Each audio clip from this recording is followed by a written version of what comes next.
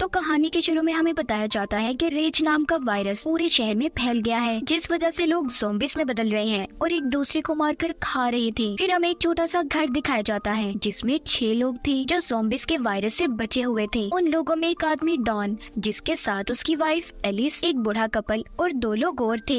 Alice उस घर में बचे हुए सामान से कुछ खाना बना रही थी। डॉन बाहर के हालात देखकर बहुत परेशान था क्योंकि उसने अपने बच्चों को स्कूल ट्रिप पर फ्रांस भेजा हुआ था। दरअसल ये वायरस इसी शहर ब्रिटेन में फैला हुआ था। यही वजह थी कि डॉन के बच्चे इस वायरस से महफूज थे। यहाँ पर सब लोग खाने के टेबल पर बैठे हुए थे। उनके घर में बिल्कुल अंधेरा था। सभी लोग आपस में ना ही बात करते हैं और ना ही किसी किस्म का शोर था। तभी उनका कोई दरवाजा जोर जोर से खटखटाने लगता है। कहता है, मुझे प्लीज अंदर आने दो, दरवाजा खोल दो, मुझे बचाएं। दरअसल ये आवाज 10 साल के छोटे बच्चे की थी। बच्चे की आवाज सुनकर एलिस कहती है कि प्लीज हमें दरवाजा खोलना चाहिए, हम उस बच्चे को अंदर आने देते हैं। जब ये दरवाजा खोलते हैं तो हम देखते हैं बाहर दोपहर थी। इन्होंने बस अपने घर में ही अंधेरा किया हुआ था ताकि कोई ज़ॉम्बी इन्हें देख ना पाए। ये उस बच्चे को अब अंदर कर लेते हैं और खाने के लिए कुछ देते हैं। पूछताछ करने पर बच्चा बताता है कि मेरे मॉम डैड ज़ॉम्बी बन गए और मेरे पीछे पड़े हुए हैं, वो मुझे खाने आ रहे थे।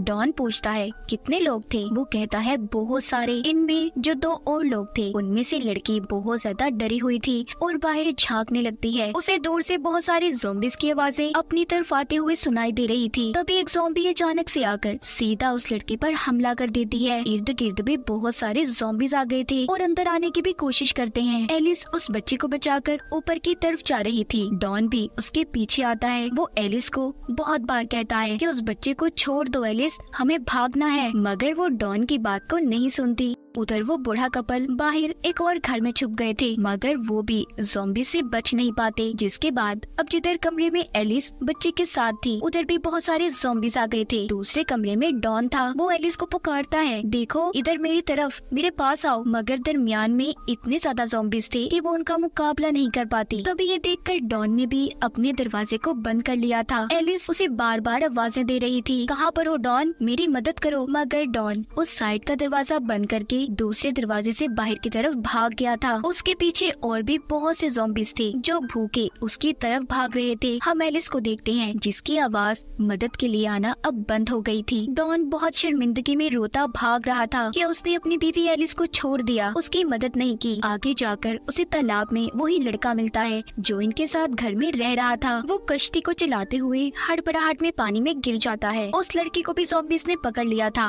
और काट कर मार देते हैं। डॉन अकेला ही बचा था जो उस कश्ती में बैठकर जा रहा था। फिर आगे हमें कहानी 1 महीने बाद की दिखाई जाती है जिसमें बताते हैं कि ज़ॉम्बीज़ अब भूखे रहने की वजह से आहिस्ता आहिस्ता खत्म हो रही हैं। इस शहर में अब आर्मी फोर्स का कब्जा था। वो इस सारे मामले को कंट्रोल करने की कोशिश कर रहे थे। तभी हमें एक सार्जेंट डॉयल दिखाया जाता है जो कि स्नाइपर निशानेबाज की टीम में था। उसे जैसे ही ज़ॉम्बीज़ दिखे उसने उन्हें अपनी गन से निशाना लगाकर मारना था। डॉन को भी आर्मी वालों ने बचाया हुआ था। इस तरह 6 महीने गुजर चुके थे। अब ज़ॉम्बीज़ भी बहुत कम कहीं कहीं पर थे। इसी दरमियान हमें एक डॉक्टर भी दिखाई जाती है जो इस वायरस पर स्टडी कर रही थी। अब जो लोग दूसरे शहरों में फंसे हुए थे उन्हें दोबारा से अपने घरों में लाने के लिए आर्मी प्रोग्राम शुरू कर देती है, मगर अभी भी सबको सेफ जोन में रहना था, न कि अपने घरों में, जो कि अमेरिका US आर्मी फोर्स की निगरानी में था। अभी तक 100 के आसपास लोग थे जो अपने इस शहर ब्रिटेन में वापस आ गए थे। इन्हीं में डॉन के बच्चे भी थे। डॉक्टर जब बच्चों को वापस आता देखती है तो परेशान हो जाती है क्योंकि वो ये सोच रही थी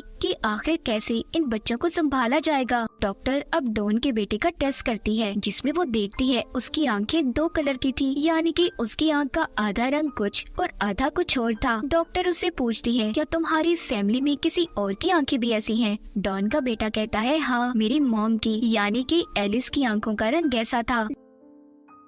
डॉन जब अपने बच्चों से मिलता है तो बहुत खुश था। वो दरअसल अभी भी इस सेफ जोन में रहकर आर्मी के साथ मिलकर काम कर रहा था, इसीलिए वो अपने बच्चों को उस जगह पर ले आता है जहाँ पर वो रह रहा था। वो अपने बच्चों को उनकी मॉम एलिस के साथ हुए हादसे के बारे में भी बताता है। रात के वक्त सोते हुए डॉन के बेटे को अपनी मॉम के सपने आ रहे थे। उसे ऐसा लगता है कि शायद वो अपनी मॉम का चेहरा भूलता जा रहा है। सुबह को जब डॉन अपने काम पर चला जाता है तो उसके बच्चे चुपके से सेफ जोन से निकलकर भाग गए थे और भागते भागते अपने घर पहुंच गए थे ताकि वो अपनी मॉम की कोई तस्वीर ले सके। तभी आर्मी को भी इनके बारे में पता चल जाता है कि 2 बच्चे सेफ जोन से भाग गए हैं, मगर तब तक वो दोनों अपने घर पर थे, जहाँ पर डॉन के बेटे को अपने घर के ऊपर वाले हिस्से से कुछ आवाजें आ रही थी। जब वो ऊपर जाकर देखता है तो उधर उसकी मॉम थी, यानी कि एलिस, जिसको डॉन ज़ॉम्बीज़ के दरमियान में छोड़कर चला गया था। फिर डॉन का बेटा अपनी मॉम के गले लग गया था, तभी उसे दर्द होता है। दोनों बहन भाई जब अपने घर से बाहर आते हैं तो देखते हैं आर्मी की फौज थी जो सेफ जोन में दोबारा लेने आई थी। वहाँ पर तीनों को क्वारंटाइन में रखा गया था। एलिस को बांधकर लैब में रखा जाता है। डॉक्टर उसका ब्लड टेस्ट करती हैं। वो ये पता करना चाहती थी कि कहीं एलिस भी ज़ॉम्बी वायरस से इन्फेक्टेड तो नहीं। तभी उन्हें पता चलता है कि एलिस इन्फेक्टेड तो हुई थी, मगर उसकी इम्यूनिटी इतनी पावरफुल, इतनी ताकतवर थी कि उस पर ज़ॉम्बी वायरस का असर नहीं हुआ। इसीलिए अभी तक वो ज़ॉम्बी भी नहीं बनी थी, मगर उसके खून या फिर किसी भी वजह से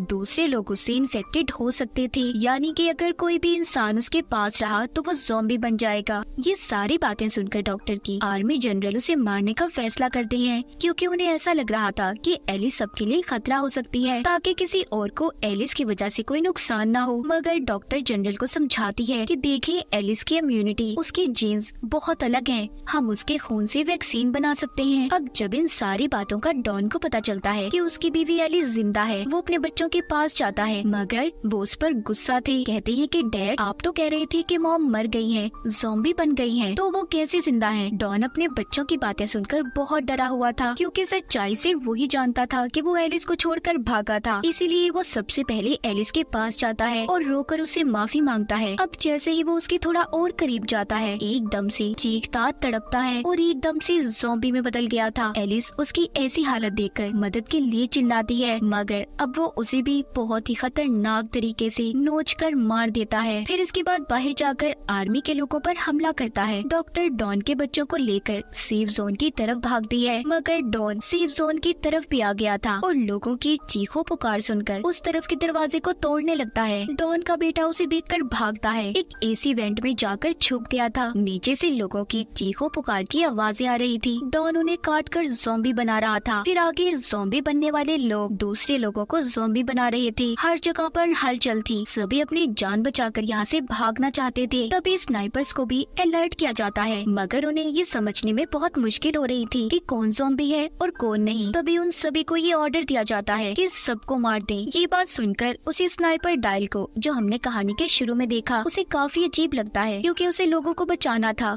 उनकी मदद करनी थी, ना कि उन्हें मारना था। वो देखता है कि डॉन के बेटे के आगे एक ज़ॉम्बी आता है, जिसे वो शूट करके मार देता है, मगर उसने डॉन के बेटे को नहीं मारा था, इसीलिए वो अपनी इस ड्यूटी को छोड़ देता है। डॉन के बेटे को एक आदमी अपने साथ कमरे में ले आया था, जहाँ पर बहुत अंधेरा था। उधर ही उसे अपनी बहन और डॉक्टर मिली थी। इनके अलावा यहाँ पर और भी बहुत से लोग थे। बूढ़ी औरत बाहर का नजारा देखकर बहुत परेशान हो जाती है और कहती है कि आखिर ये सब लोगों को क्यों मार रही है। तभी यहाँ पर डायल आ जाता है, जो सबको यहाँ से चलने का कहता है, क्योंकि यहाँ पर रुकना खतरे से खाली नहीं था।